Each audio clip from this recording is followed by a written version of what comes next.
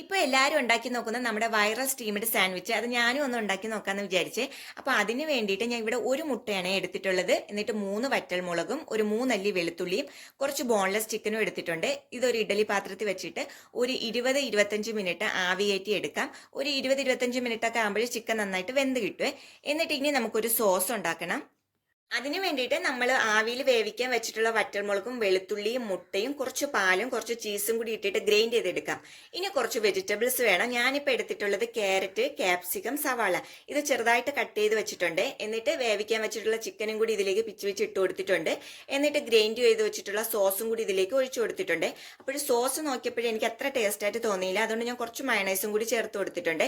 എന്നിട്ട് കുറച്ച് ഉപ്പും കുറച്ച് കുരുമുളകിന്റെ പൊടിയും കൂടി ഇട്ട് നന്നായിട്ട് മിക്സ് ചെയ്തതിന് ശേഷം നമുക്ക് ബ്രെഡിനകത്ത് ഫില്ല് ചെയ്തിട്ട് ടോസ്റ്റ് ചെയ്തെടുക്കാം.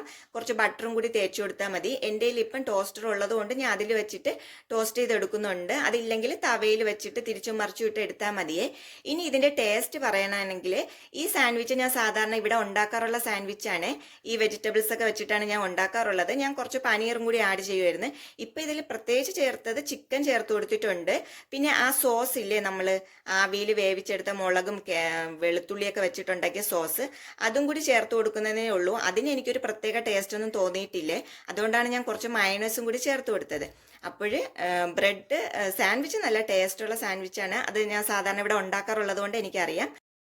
പിന്നെ ഇതിലേക്ക് ചിക്കൻ ചേർത്ത് കൊടുക്കുന്നതുകൊണ്ട് കുറച്ച് ടേസ്റ്റ് വ്യത്യാസം വരും, അത്രേ ഉള്ളൂ. പിന്നെ വെജിറ്റേറിയൻകാർക്കാണെങ്കിൽ ഇതിൽ വെജിറ്റബിൾസും പിന്നെ കുറച്ച് പനീറും കുറച്ച് കോണൊക്കെ ആഡ് ചെയ്ത് കൊടുത്ത് ഉണ്ടാക്കിയാൽ മതി. നല്ല ടേസ്റ്റ് ആയിരിക്കും.